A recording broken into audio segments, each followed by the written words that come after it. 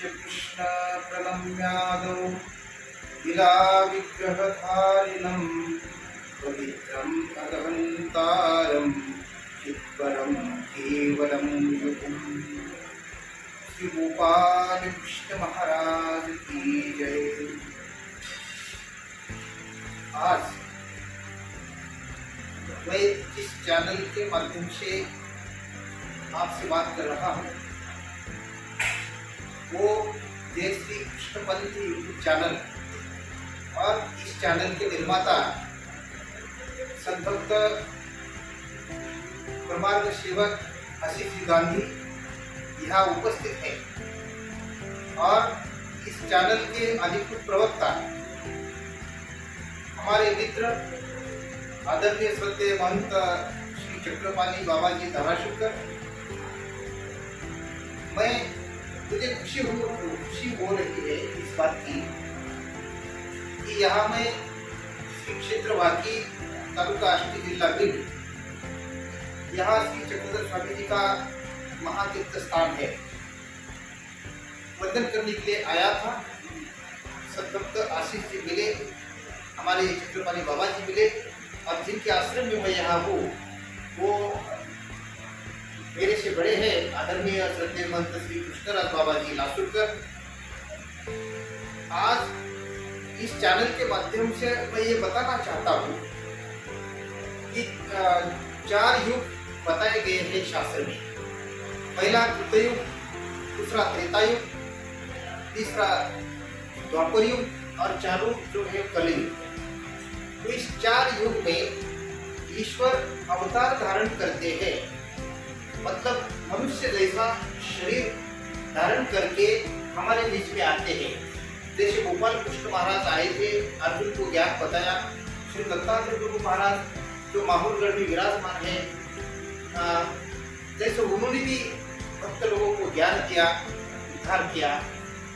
जैसा हर युग में ईश्वर अवतार धारण करते हैं और भक्त को ज्ञान बताते हैं।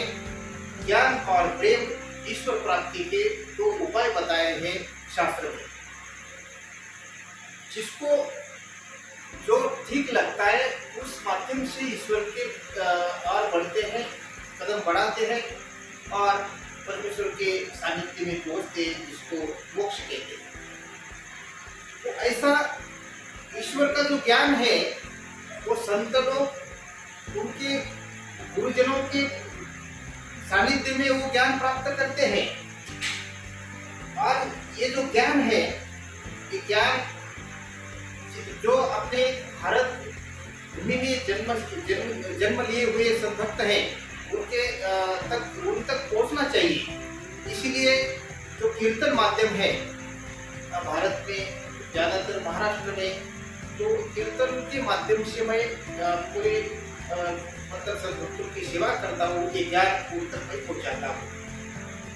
कीर्तन के बारे में बताएंगे तो मानव संप्रदाय में ये ऐसा नहीं, कुछ नए कुछ अभी शुरुआत हुई कीर्तन की। एक द्वापर युग में श्री गोपाल कृष्ण महाराज गीता में बताते हैं कि सततम कीर्तयतो माम यतन तस्य गुणवर्ता, मतलब भगवान का ध्यान करना, उनकी लीला का वर्णन करना, उनका जो सुंदर रूप है उसका वर्णन करना, इसको बोलते हैं कीर्तन। तो प्रभु की लीला बताना यही कीर्तन है। जो राजा परीक्षित को सुग्रीव मुनि ने बताई थी और व्यास महर्षि उन्होंने भी बताया कि श्रवणम कीर्तनम स्मरणम पाद सेवनम अर्चनम वंदनम दास्य सख्य आत्मनिवेदनम, मतलब कीर्तन भक्ति भागवत में पहले बताई जो सबसे महत्वपूर्ण है, तो कीर्तन भक्ति। दूसरी बताई श्रवण भक्ति, जो सुनते हैं उनकी ही भक्ति महत्वपूर्ण है और वही भगवान की प्राप्ति तक पहुंचते हैं। ऐसा अगाध महिमा कीर्तन और श्रवण भक्ति का बताया है। पूरी नवविधा भक्ति बताई तो समय ज्यादा लगेगा, इसीलिए मैं कीर्तन के बारे में बताने वाला हूँ। इसलिए मैं बाकी बातें मैं बताना नहीं चाहता कि नवविधा भक्ति क्या है, ये मेरा आज का सब्जेक्ट नहीं है। इसलिए मैं सिर्फ कीर्तन के बारे में ही ज्यादातर बताऊंगा। तो ऐसी महान ऐसी कीर्तन परंपरा जो युगों से मतलब एक बहुत पुरातन कालों से भी चलती आ रही है और ईश्वर को पसंद है कि लीला वर्णन करना, कथा सुनाना ईश्वर की लीला, और उसके साथ अगर संगीत हो, जैसे हमारे अलग अलग राज्यों में उस भाषा से ईश्वर का गुणगान करना, स्तवन करना, और उसके साथ थोड़ा सा संगीत है तो और भी अच्छा लगता है। तो सीधी सादी बात करना इसको प्रवचन बोलते हैं, साथ में संगीत है तो उसको कीर्तन बोलते हैं। महाराष्ट्र में तो कीर्तन इतना लोकप्रिय हुआ है कि प्रवचन से ज्यादा कीर्तनकारों को ज्यादा मतलब बुलावा आता है, इन्विटेशन आता है, निमंत्रण आता है, और लोगों का ये कहना है कि आप गाओ, साथ में संगीत हो और हम सामने बैठे तो इतना अच्छा लगता है कि पूरी रात कैसी निकल गई ये भी समझ में आता है। तो कीर्तन की महिमा है। मतलब एक छोटी सी बात बताना चाहता हूँ कि नारद मुनि जो है वो सबको पता है। एक बार नारद मुनि जी ने श्री गोपाल कृष्ण महाराज जी को पूछा, हे ईश्वर, आप ज्यादातर कहाँ मिलते हैं? मतलब कोई नए कोई आदमी मिलते हैं तो उनको एड्रेस पूछते हैं, आप कहाँ के हैं, कहाँ रहते हैं? तो नारद मुनि ने श्री गोपाल कृष्ण महाराज जी को पूछा कि आप कहाँ मिलेंगे, आपका एड्रेस कैसा है, कहाँ रहते हैं? उन्होंने मथुरा नहीं बोला, उन्होंने द्वारका नहीं बोला, उन्होंने वृंदावन नहीं बोला, तो उन्होंने ऐसा बताया कि मद भक्ता यत्र गायन्ति तत्र तिष्ठामि नारद। नारद मुनि, मेरे भक्त जहाँ गाते हैं वहाँ मैं मौजूद रहूंगा और वहाँ मैं मिलता हूँ। हर समय जहाँ गायन चलता है, कीर्तन चलता है, प्रवचन चलता है, भक्ति चलती है, बस वहाँ मैं बिना बुलावे आता हूँ और यही मेरा एड्रेस है। मतलब कीर्तन इतना प्रिय है तो ईश्वर को पसंद है, कीर्तन इतना प्रिय है वो सब लोगों को पसंद आता है। ऐसी ही कीर्तन परंपरा महाराष्ट्र में महानुभाव संप्रदाय में ज्यादातर हमारे गुरुवर्य आदरणीय सत्य मंत्र श्री बाबू डॉक्टर बाबा शास्त्री, जिनको सब लोग जानते हैं, तो इन्होंने कीर्तन परंपरा लोकप्रिय बनाई और हम जैसे जो उनके शिष्य हैं उनको ये ज्ञान भक्त लोगों तक कैसे पहुंचाना चाहिए, इसके बारे में कीर्तन माध्यम कैसा है, इसकी जानकारी ज्ञान उन्होंने दिया।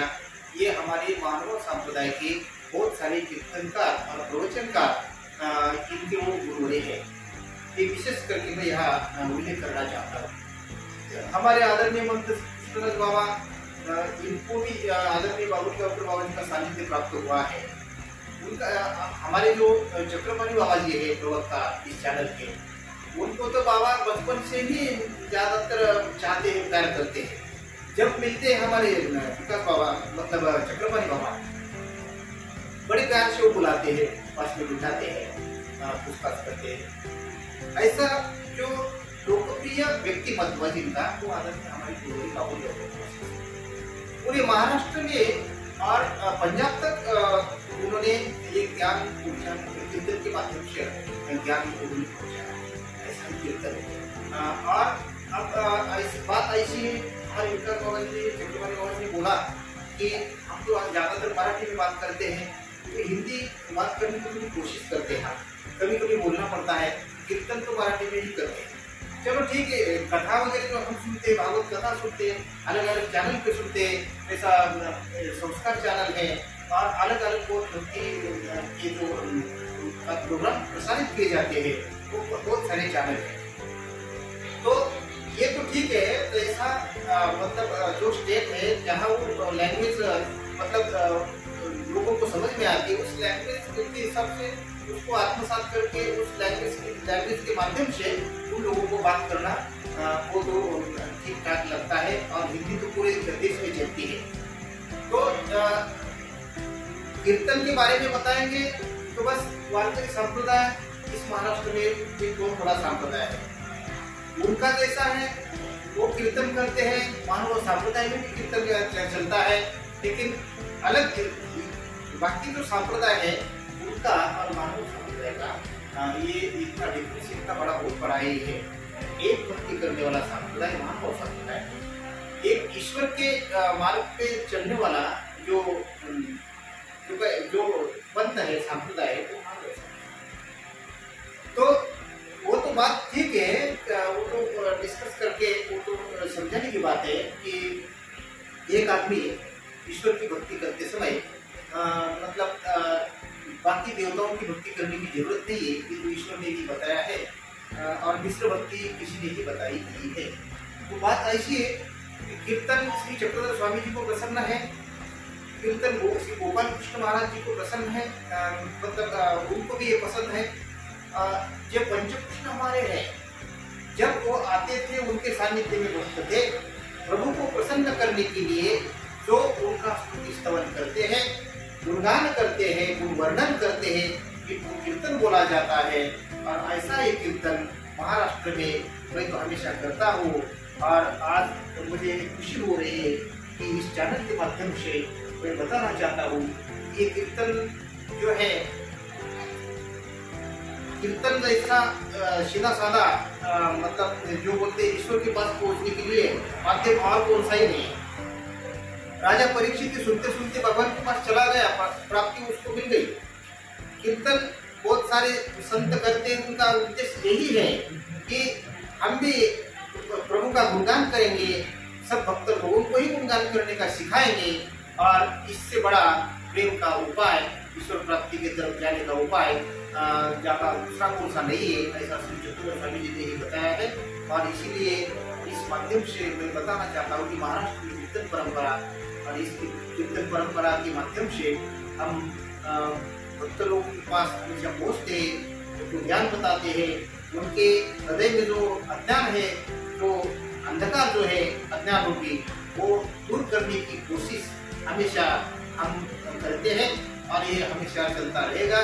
बस आप सब लोगों की एक मतलब ईश्वर से प्रार्थना कि जो ज्ञान है सब जीवों के लिए आवश्यक है और उद्धार उसके बिना नहीं है।